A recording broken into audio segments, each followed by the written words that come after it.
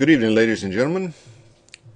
I want to go ahead and begin a brief lecture and go over the PowerPoint for Chapter 2, Surviving the First Few Days. Before I start, though, I just want to kind of give a couple of comments about the Chapter 1 assignments. I was very, very impressed by the diversity of our class. It seems to me that many of y'all have been doing this for a while. Obviously, y'all are trying to get some secondary certifications, which is great. But I'm just impressed by the time that many of y'all have spent in the classroom. So y'all are really going to get hopefully something out of this class, because I don't know if I can really spring anything new on you based on what I've seen, and so I may kind of maybe take a little different approach to maybe some of the chapters there. Maybe kind of go over some things that experienced teachers would have to deal with, and so we'll see how it goes. But I was, again, very impressed with the amount of teaching experience that we have. On the second topic of discussion, sorry about that, that shift happens. I don't know if we can really kind of keep up with what's going on now. With all the exponential growth in information and knowledge, it's going to be really tough for you and I to keep up. And I find myself more and more becoming sort of a facilitator to my students. I figure if I can kind of teach them how to be what I would call good consumers of knowledge, that I think I've done them a service, rather than having them memorize equations and all kinds of other things that I remember we had to memorize dates and times, like in American history in high school. I'll never forget that. And memorize all kinds of equations for some of our math classes that we took at college and high school, so that we could kind of regurgitate those things. I've always been of the opinion that I'd rather put my students' brains to better use figuring out issues and problems, rather than memorizing things like that, you know, I guess it'd be good if you'd be training for a gig on Jeopardy. But in the real world, you've got all kinds of reference material out there at your fingertips. So learn how to find it and also use it correctly. And don't always believe what you read or see on the internet or Wikipedia. I tell my people to really look at it closely and look for multiple sources to collaborate what is said on the internet, because let's face it, anybody can put anything up there and maybe people will believe it. So that's pretty much my take on the first two little discussion topics, and I'll probably take a little time from now on before I get started on these PowerPoints to kind of put in my 2 cents on some of these things. But Chapter 2 talks about surviving the first few days. And let me just tell you kind of my personal experience on my first day of teaching when I was graduating from LSU with a degree in industrial arts. That was around in 1978. I was doing my student teaching at LeVrier High School in the eastern part of Baton Rouge. And one day, our parish supervisor of industrial arts came by to see me and said, "Would you like to go to work?" And I said, "Yes, definitely." So he brought me to a school up in North Baton Rouge called Baker High School, and I had a chance to meet the principal, Jerry Epperson, and take a look at the program there. And basically I would have been hired to teach the 9th grade general shop classes and then teach drafting. And I'd always heard some good things about Baker High, and also the faculty there, and also the industrial arts program. And so I looked at it as a great opportunity. And they were really in a bind because the teacher that had been there had died of cancer during the middle of the semester, and all they had for about the last 2 or 3 weeks was a substitute. So the supervisor explained to me that during my time student teaching, this was like in November, I had about another month and a half before graduation. They could hire me as a paid substitute, and then once I would have my degree, I would then earn teacher pay and so forth. So I jumped at the chance and was able to finish out my you can say fall semester there as a paid sub. But really, when I showed up for the next day to go to work, all I was given was the keys to the door and to some cabinets, and said, here you are. Here's 70, 80 children that you need to teach for 6 hours a day. Got 1 hour for planning. Here they are. Go get them. Now, obviously, I was kind of prepared by my student teaching supervisor teachers to be prepared for that, and they did everything in their power to prepare me and others to be able to do that. But I've always felt that that was a major flaw in our system, the way we treat new hires, where we just, many places, just give them the keys, show them where the light switch is, and tell them, there's your lab, go in there and do your job. And so I'm not surprised that many times many of our new teachers find out this isn't what they wanted, and perhaps we lose a lot of potentially good teachers by that first negative experience, where they're really fighting to try to stay alive those first few days. And so here's some tips to kind of help survive those first few days. And like I said a while ago, many of y'all have already been through this, and I would be very interested to find out what your experiences were the first few days of school. So let's take a look at the first slide. Your initial school contact. The first faculty meeting. I can remember that first faculty meeting at Baker High School, where Mr. Epperson asked me to stand up and introduce myself and tell them what I was teaching and all of that. And then later on, when I became an experienced teacher, seeing all these new hires every school year during the first faculty meeting just before school started, to meet these new teachers.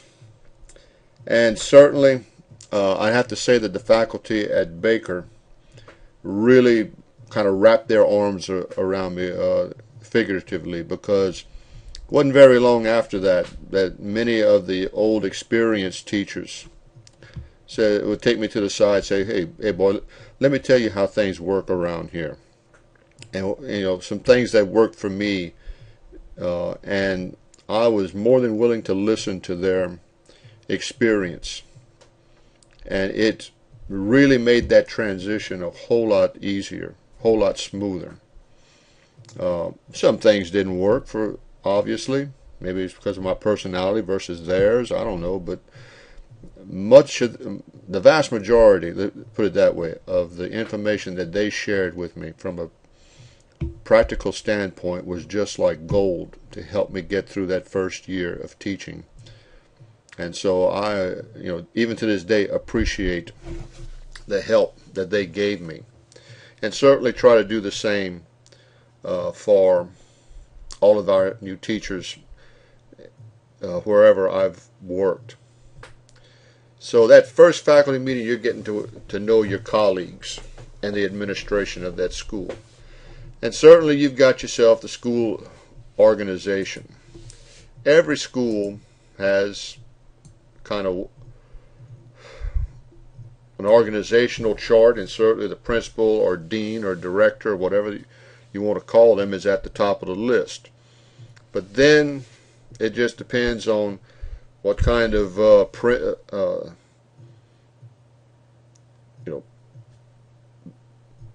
people that you have underneath them, like disciplinarian, guidance people, and so you have others within. Let's say you have department heads that kind of coordinate the departments there, and so you got to kind of know the chain of command where you work, and get to know the people that you answer to, because sometimes that those lines are kind of blurred. And so it's nice to have some experienced teachers go out and tell you, okay, this is the people that you need to answer to. This is what they expect. And like that, you can kind of navigate that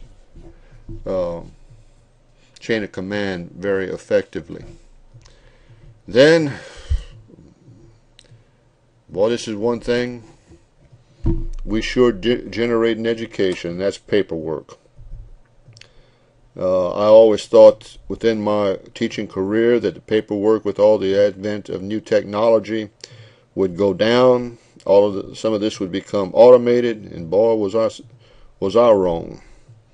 It looks like now we are just killing forests now to create the paper for all of our paperwork. But things like grades, discipline reports, your requisitions, attendance, things like that. We just generate all kind of reports with paperwork that fall under that category of paperwork, and I'm sure there's some that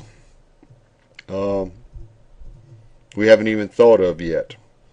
Right now in the technical colleges, I know we are in this big transition from going to a database, our student database called SES, SES, to a new database called Banner. And Banner, they tell us, is going to cut down on our paperwork because it will render a lot of the things we do paperless. Well, I'll believe it when I see it. But yet, you're going to spend a whole lot of time, and probably do spend a whole lot of time, just getting paperwork and administrative things done. And then, I don't know about this one right here, understanding the budget. We never have enough money to do what we'd like to do. But yet, who decides where the money's spent? Right now, we have a kind of an organizational system in the technical college system that's kind of centralized. We have schools in our region that are sort of our headquarters. All of the directors, deans, assistant deans, chancellors, and all of these people are in one place, and they kind of make the decisions about budgets and all kinds of other administrative decisions there. And then those of us that are in the branch campuses kind of hear about it and are told about it later on. But yet, how is that budget arrived at? Obviously, we have some self-generated funds. We have some federal funds from like Carl Perkins. We have state funds. At the secondary level, you have your minimum foundation formula, and then, of course, other local revenue streams, like from that 16th section land and things like that, that local school boards will collect, as well as taxes to kind of run the schools. And so those budgets are supposed to be public documents. And so you and I are, as citizens of this state, should be able to and are able to go examine those budgets. And they are quite complicated. And then, of course, we have the local, regional, and also state level budget process. And so it's a very complicated system. Now, the more we know about it, the better. But speaking on a local level, classroom level, you got to understand how much money you have to spend. And whatever that dollar amount is, it's got to last you from August all the way to May. And let's face it, with budgets, we need to spend every cent, because there's no incentive for us to save, because if we don't spend the money that's allotted to us, we get less the next year. And let's face it, we're all on bare bones budgets. So you and I are encouraged to spend our allotments. And let's face it, there's nothing wrong with being able to take some extra money if we've been very frugal with our budgets, and kind of take a little bit and buy some supplies and kind of store them away someplace, so in case we may need them at a later time. And certainly one of the things, when I used to teach drafting, I would always kind of buy towards the end of the year, and that would prepare me for that August, so I'd have all the supplies ready to start my classes until the budget was then finalized, and then I was got the okay to spend my budget for the next school year. And so a little planning will help you get through this process with no problem. Next slide, meeting the school team. Teachers aren't the only group of people that work at schools. You have a whole group of support staff that are very important to the running of that school. Obviously, you have all of your secretaries and maybe paraprofessionals, that teachers' aides that help you teach, if you're fortunate enough to have them. I would kind of throw in like your speech and hearing therapist, your school nurse. These people aren't exactly teaching maybe like you and I do, but they do provide some very important support services for students, like physical therapy and also health-related issues. One of the most important people in a school, and it don't matter where and what level it is that school secretary. They usually have their finger on the pulse of that school, and they know where everything is, and they know what's going on. Sometimes even better than the administrators do. So get to know your school secretary. They're going to be able to help you find some things. And you just need to treat them right, because they can be a really great asset for you there at that school. You have your professional resource staff. These individuals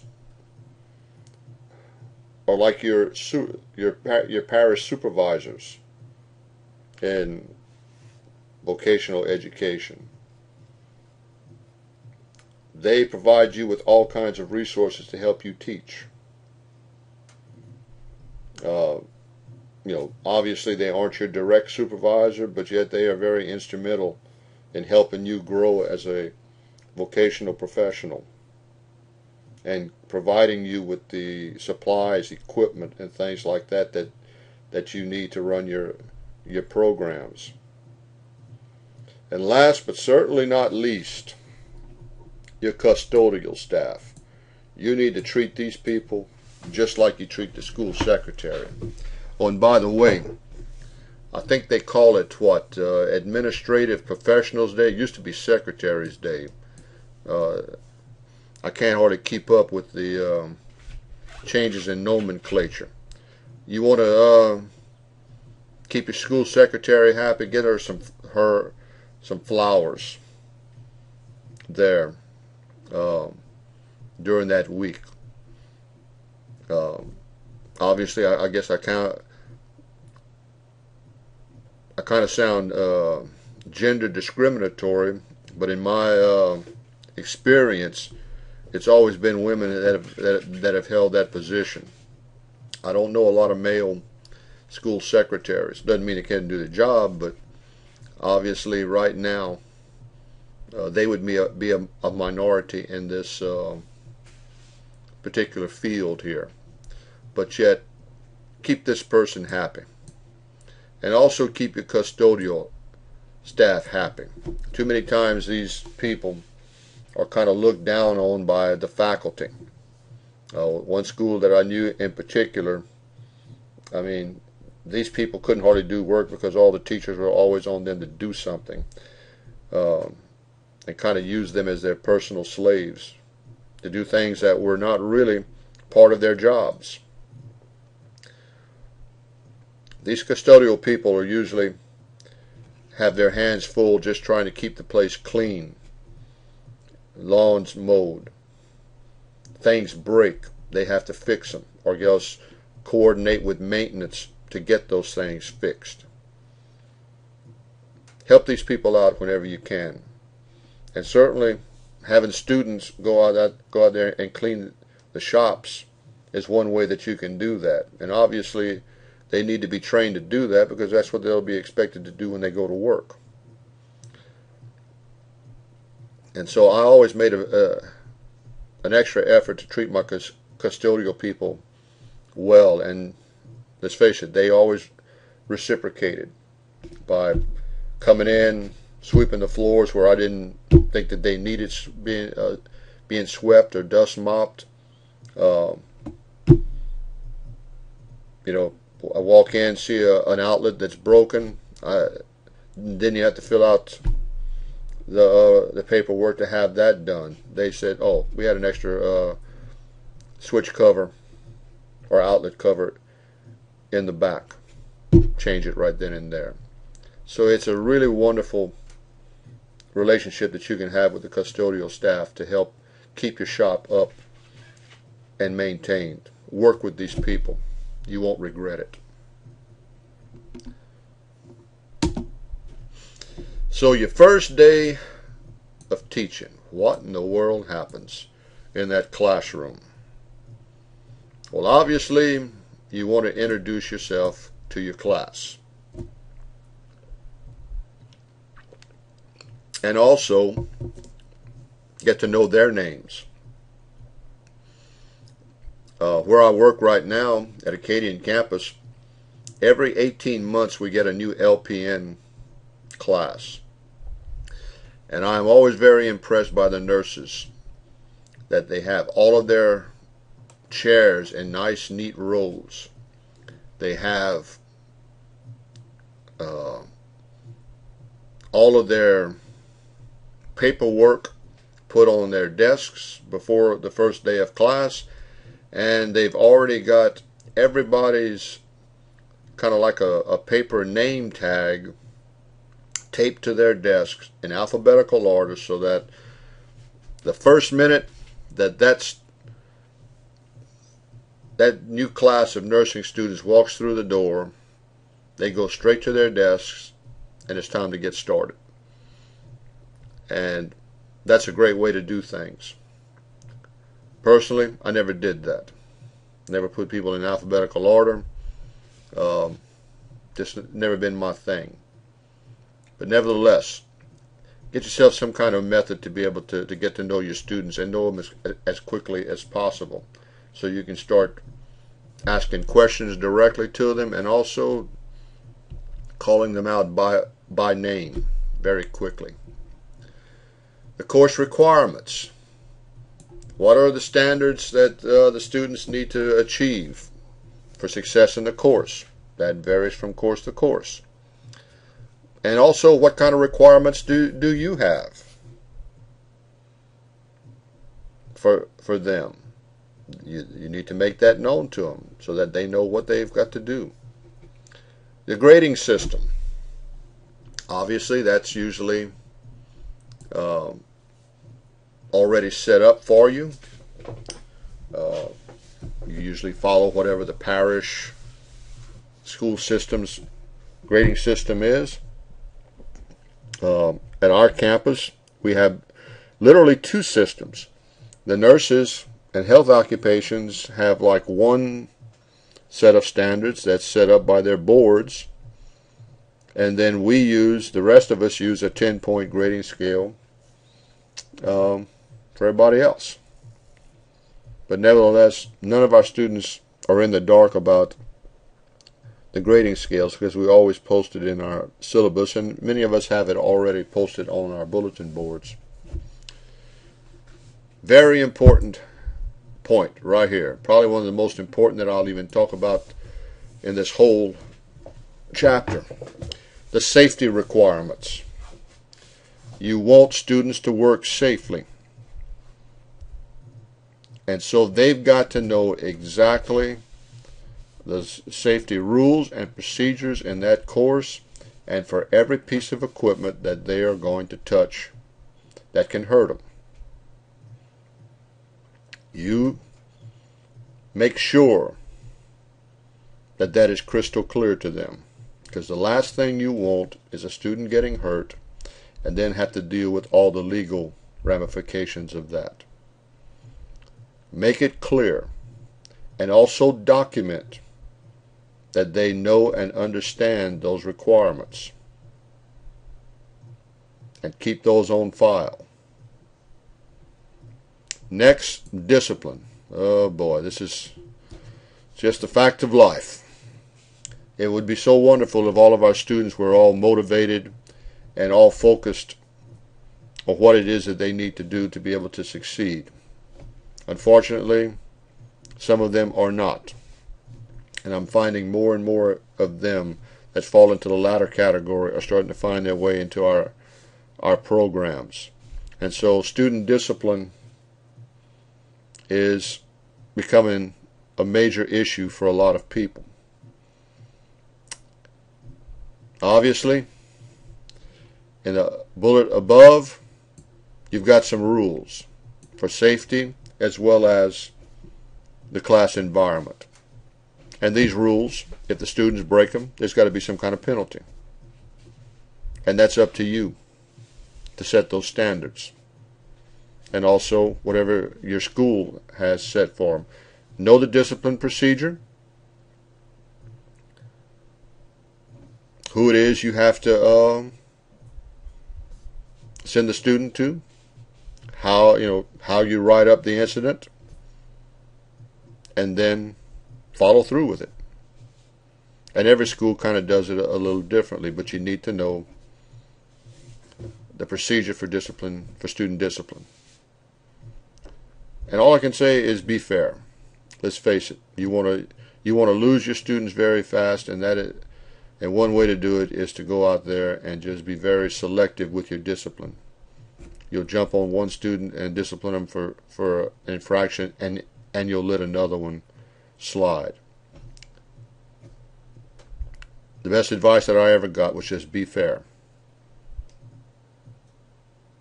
And so that's what I've always tried to do. Attendance procedures. Obviously, we need to be able to document that our students are there in class. And so, do you take roll every hour, or do you post it outside and somebody picks it up in the morning, afternoons? Depends. Tardiness, things like that. How do you handle that? So every school's kind of got their own way of doing that. And so you just need to know the procedure and process and do it. Get it done.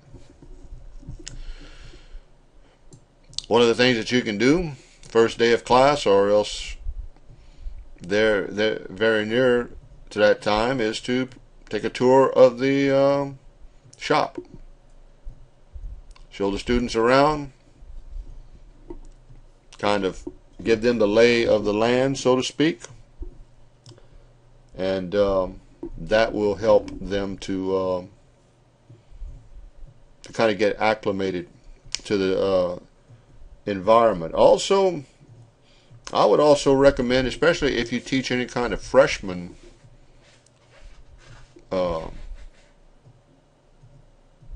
students, check with your administration and see if it wouldn't be okay for you to take them of a tour of the school, to show them where the cafeteria, the classes are. You know, maybe your school has sort of like wings for like maybe the English department, the math department, or something like that. That's a good thing to do sometimes, because we assume sometimes that these students know what they're doing, and obviously some of them may get it, but then some may not, and they'll be just lost for that first 6 weeks or 9 weeks of school. One of the things I'm trying to do in my situation, I teach our orientation class, and whether it's going to be this week or next, we'll kind of wait and see, but I'll take them on a tour of the school. It's something that I haven't done physically yet, but I'm going to do it this time, just to let them see where everything is in our 2 buildings. Then you should have some settling in activities. Usually the first few days of school, or where you will start teaching, is sometimes chaotic. And so maybe you want to try to give them some kind of activity to do that would be very simple, kind of keep them on task. Obviously, like on the technical college side, the first couple of days of class, sometimes our students don't have their books. They've ordered them online, or else they haven't got their financial aid vouchers to be able to go out there and purchase their books. So me and a whole lot of other teachers don't really have a whole lot of teaching going on those first couple of days. We just kind of do some orientation kinds of activities. Great time to do some safety orientations and get those things out of the way until everything kind of settles down, and then we can get into a regular routine with our instructions. And then we got preparation of a safe classroom and a laboratory. That doesn't happen the first day of class. What you've got to do is to kind of plan your way and do these things up front. Many times during the summertime, it's where you kind of go in there and look at your equipment, do some maintenance, repair, while the students aren't there, if you're lucky. If not, usually teachers report a few days before the students, that's the time that those kinds of things can get done. But they need to be done ahead of time. You don't want to be away from your students doing those kinds of things while they're kind of sitting around playing around more often than not. So be prepared.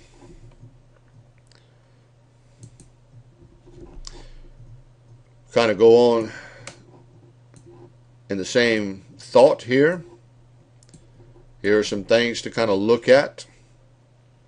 Kind of go over a few of them: tools, machinery, and equipment. Keep them up and maintained and in good working order. Focus on safety and also your safety and facility related safety. Are there broken outlets? Are there some things out there, maybe extension cords that are kind of cut, slipping hazards? You need to kind of look at those things. A fire plan. You need to have your fire escapes posted, and also where the students need to go during fire drills to exit the classroom in an orderly manner. Your emergency plan, if you have a bomb threat, if you have a natural disaster, everybody's got those plans in place. You need them where you can get your hands on them, and also go over them with the students.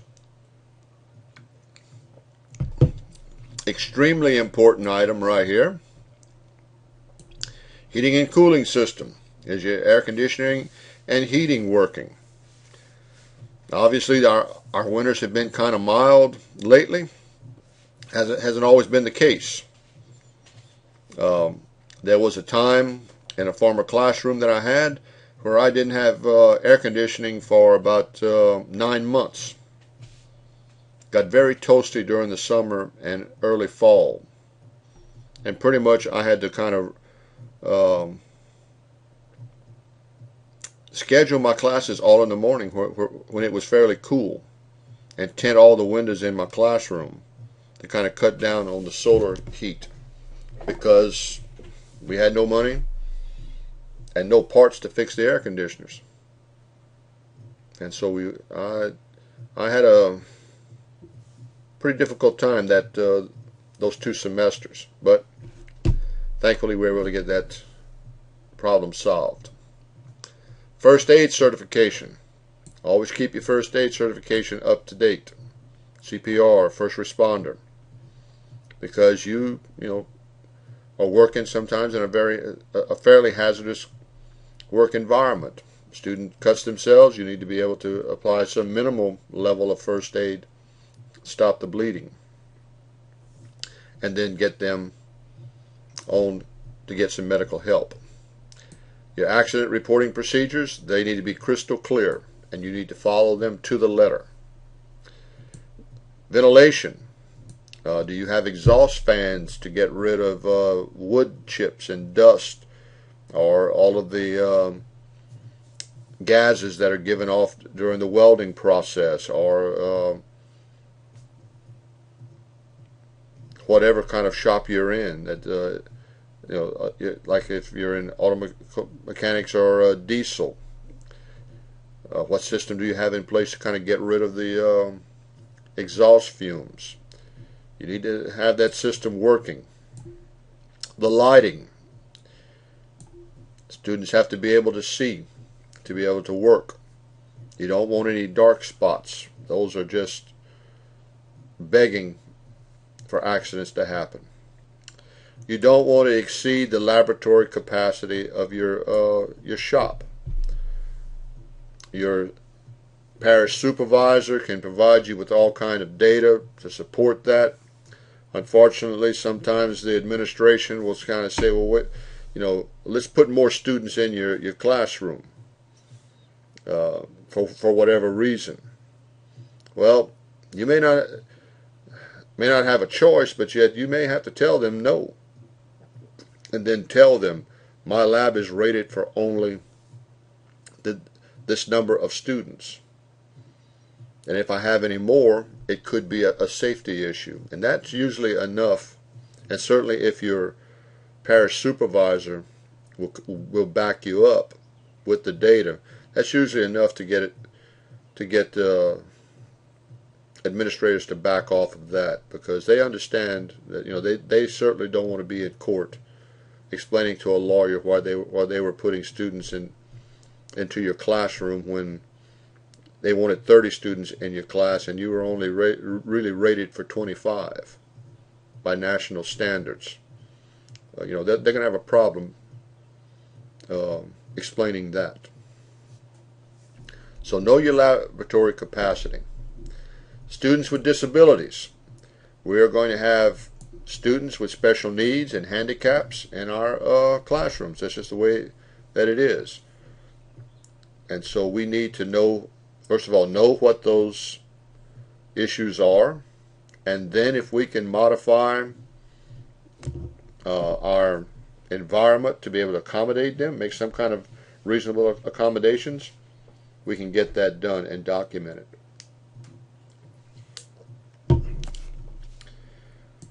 Teacher liability. Wish we didn't have to discuss that, but let's face it, we live in a society where people aren't afraid to take each other to court. And so we hear too many times in the news about teachers being brought into court for all kinds of reasons. Some obviously are not classroom related, but be aware that you are liable for those students that are in your classroom. The security of the facility. Do all of your doors and windows lock to keep people from breaking in? Also, do you lock your classroom whenever you leave? Never leave your classroom unlocked. That's just like bait to a hungry fish. Students see that you don't lock your doors, what's to keep them from sneaking in and taking something, and worst case scenario, getting hurt with some equipment. Back when I was in high school, we had an industrial arts shop, and the teacher left the shop unlocked, and he was showing some students how to cut tubing with a torch. And so one of my classmates decided that he was going to kind of have a little fun, and so he stuck the torch tip in one of the ends of the tubing, and they were about 10, maybe 12 foot long, and turned on the acetylene and let the acetylene go into the tubing. And then he went and took his striker once he did that and lit the end of that tubing. And I want to tell you that the flame that came out of that tubing was about 6 foot long and hit the side of that metal building, and it sounded so loud that our ears would ring. And so he did that 2 or 3 times, and I saw the teacher running across the quadrangle of the school. Never thought the man could run that fast. And after that, he locked his classroom, because somebody could have got killed out there that day. Pretty stupid thing to do, but yet students don't always do the smart thing. Security of the equipment. Do you have lockouts for all your equipment, or are they locked and put away, especially like your hand tools? The students can't get to them. And then your office area. I know a lot of vocational educators, and I'm one of them, that for a long time never had an office. This is, I've been teaching 20 years, over 20 years, and I just now, this last move, I moved towards the front of our building. I finally have an office. The first time in my history that I can ever remember as a teacher. I was always had a desk in the classroom, and I did my work there. But what does your office area look like? You kind of keep it organized, clean, so you can do your work and find things whenever you need them. When you have to order materials, supplies, and equipment, what kind of procedure is in place in your local school and parish organization, or else technical college, to order that stuff? Just know the procedure. Obviously, there'll be times that you'll have to order textbooks. Teach a technical college, usually the students buy their own. Sometimes, if you're lucky enough to have a class set of books, you might have that. But from time to time, you'll need to order them. You've got all kinds of services that may need to be provided, like having your equipment fixed by maybe local maintenance. But then there may be some equipment where you'll have to have somebody like from the manufacturer come in and fix things. I know, like our machine shop here at school, we use some Haas lathes, H-A-S-S. Well, our machine shop instructor is pretty good at fixing things, but yet there are some parts on those Haas machines where he has to call up Haas and say, send me out a tech so that he can work on those things. And of course they charge us, and then that's just part of our his budget for equipment maintenance. And obviously, to run a shop, classroom, we got to have materials in it and supplies, and that can be all kinds of stuff. And then for some expensive material, we might need to send out bids, where we may need 5 bids, depending upon the price of the equipment, whether it's like $1,000 or more. Might need 3 bids. If it's above 5,000 or whatever, 10, might need 5 bids. Just know what the rules are and get them. And of course, follow that bid procedure exactly. And then once it's received, then circle your items and get them to accounting or whoever's in charge of that for them to go ahead and purchase them. Cut the purchase orders, and so you can get your equipment or supplies. You know, if you bid out your supplies once a year, you know, maybe hope for a better price. That's another thing to do. What do you do about your initial course planning? Well, obviously you ought to have some idea about what you're going to teach and how you're going to teach it. But here are 3 major components that can kind of help you know what to do. First, your curriculum guides. Most public schools, especially high schools, will have a curriculum guide that is approved by the state, that all schools will go by. Right now, in the technical colleges, it's maybe a little more flexible, but we usually have some curriculum guides put out by industry that tell us these are the things that you need to teach. So whether it's, you know, from a public or business source, they're out there, and all you got to do is find them. Your course syllabus, which is like your contract between you and the student, which kind of lays out everything that they are responsible for. And I'll show you some examples of some syllabi that we have, and that some of you are very familiar with. But have that syllabus out there for that student the first day of class, and go over it with them so that they know exactly what they're responsible for.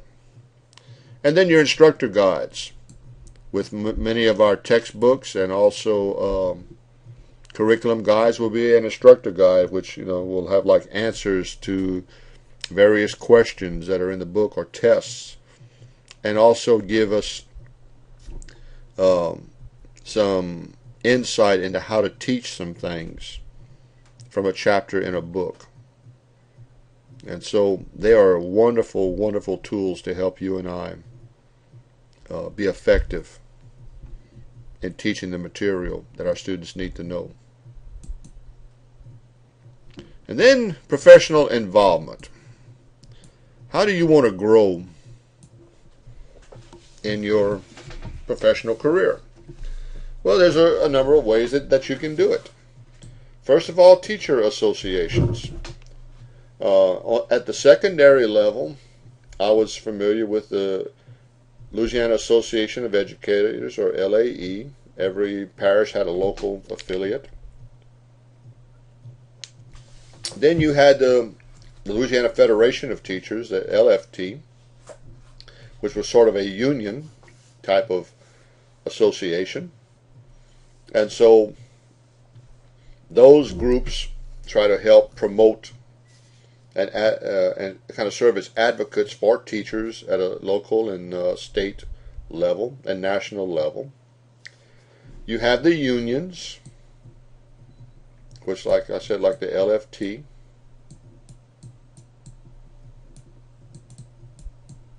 It doesn't look too good, but that's LFT. Which are associated, I want to say that LFT, and I may be wrong, but I'm going to go ahead and say it anyway. I think LFT is associated with AFL-CIO, that national union. So correct me if I'm wrong, but I think they are, because I was once a member of the LFT. My last time teaching in the public schools. Youth leadership. Maybe you want to get involved in some youth clubs as an advisor. Great way for you to get to know your students and also let them kind of see you in a different light. Skills USA is sort of like the vocational youth leadership club, and also the secondary and post-secondary level. We used to have what we called industrial arts clubs. I don't know if they have that anymore, since I've been out of the system well over almost 20 years now. But we did have a club at Baker High School that I was involved in as an advisor. Another way to kind of grow professionally is through advisory groups. Those of us that teach in the technical colleges are very familiar with them, because all of our programs have advisory groups associated with them, and we meet once a year to kind of look at the program, see where it's at, what needs to be done to change it, to improve it on a regular basis. And so you can work through these advisory groups to get to know people in industry and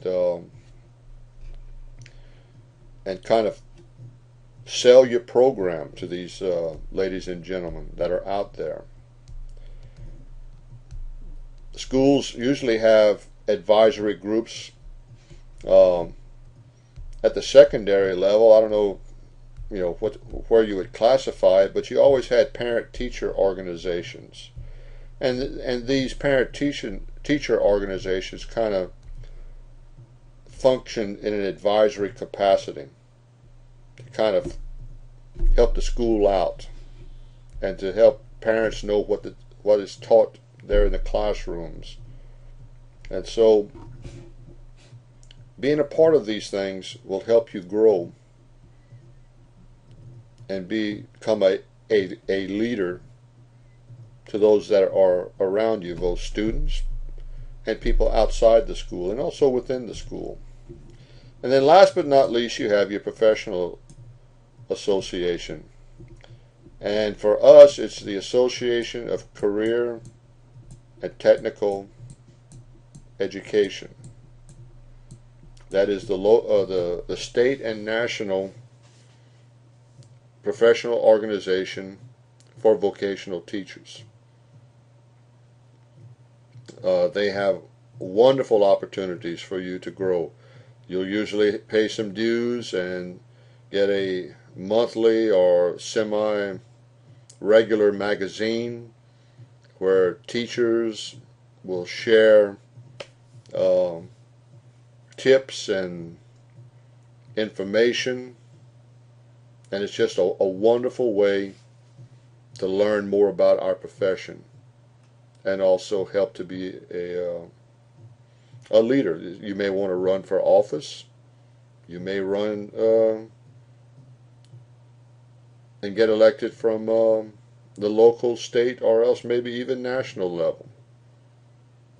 We have a lot of teachers that have held very high positions within the national ACTE structure from Louisiana. So take a look at them. Now, obviously, some of these involve dues, like teacher associations, your union, and that's supposed to be some dollar signs, and also your professional organization. Some of them are quite affordable. Some of them will cost you. So it's whatever you want to get involved in. So this wraps up my little discussion of chapter 2. I hope it's enlightened you. Every one of your schools is different, and I'd certainly be interested in seeing what's unique in your teaching situation. But certainly, I see that most of y'all have survived your first day. You've hung around. You've done well, and are still teaching. And so, think back of where you came from, and also be prepared to help those new teachers that are going to be coming in this next academic year, or else who may get hired at your school during the year, because you're going to hear me, I guess, kind of get on my soapbox every now and then and tell this, because I really believe that every teacher needs a mentor. My first day at Baker High School, my mentor was Bobby Joe Neeson. Coach Neeson had taught for 25 years and retired 2 years after I started. So he and I had lunchroom duty together.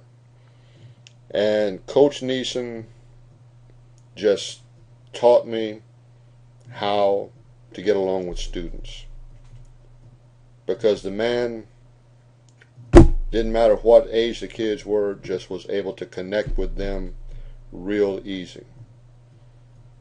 And he said, he told me over and over that, they don't teach you that in college. They teach you how to do all kinds of lesson plans and so forth. But what he said, when it all gets down to the nitty-gritty, teaching is connecting with people. And I was really learned a lot from Coach Neeson, watching him connect with these students, and all kinds of students. It didn't matter, boys, girls, old, young. He just had a knack of being able to connect with them, and I learned a lot from him by just watching him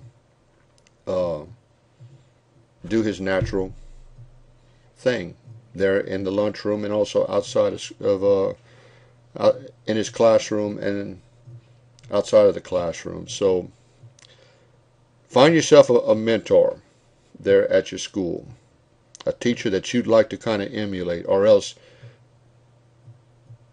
you yourself